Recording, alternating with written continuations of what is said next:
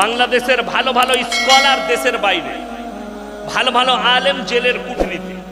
আল্লামা মামুনুল হকের মতো লোককে খুঁড়া করে দিয়েছে জেলের ভেতরে অত্যাচার করে। করছে কারা? মুসলমান পুলিশরা। গুলি চালিয়েছে কে? ছাত্রদের ওপরে মুসলিম পুলিশরাই চালিয়েছে। কালকে দেখলাম একজন প্রশাসন, একজন পুলিশ নিহত হয়েছে, তার পরিবারের লোক কাঁদছে। সত্যিকারই বেদনাদায়ক।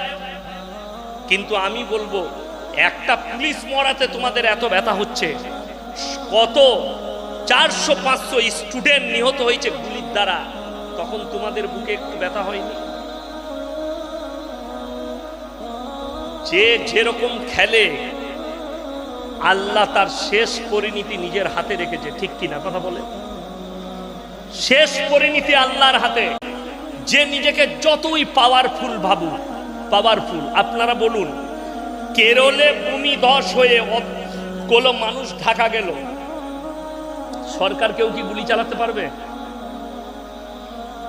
কুদরত, কুদরতের বালা। তুমি কার ওপরে কেস করবে? মেঘের ওপরে কেস করো, আসমানের ওপরে কেস করো।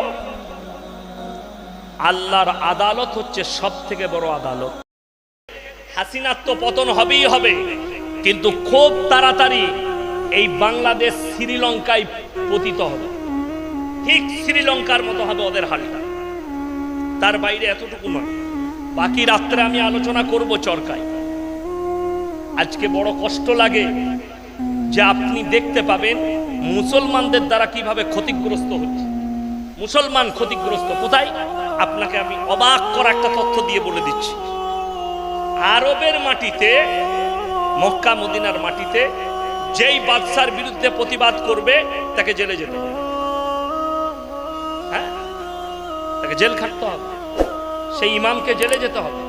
বাংলাদেশে যে আলেম হক কথা বলবে তাকে জেলের কুঠরিতে থাকতে হবে। হাসিনার নেচার।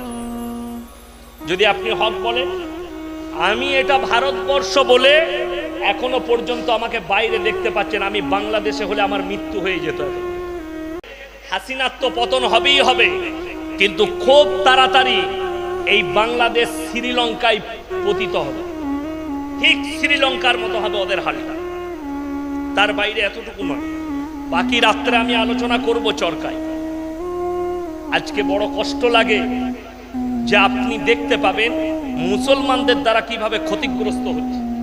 মুসলমান ক্ষতিগ্রস্ত কোথায়? আপনাকে আমি অবাক করা একটা তথ্য দিয়ে বলে দিচ্ছি।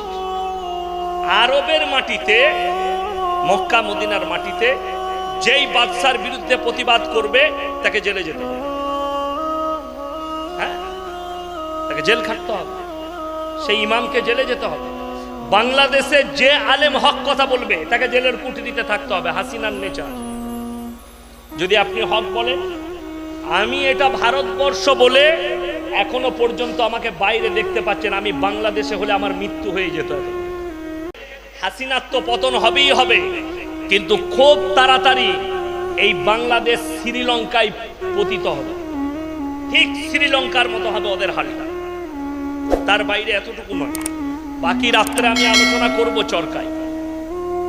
আজকে বড় কষ্ট লাগে যে আপনি দেখতে পাবেন মুসলমানদের দ্বারা কিভাবে ক্ষতিগ্রস্ত হচ্ছে।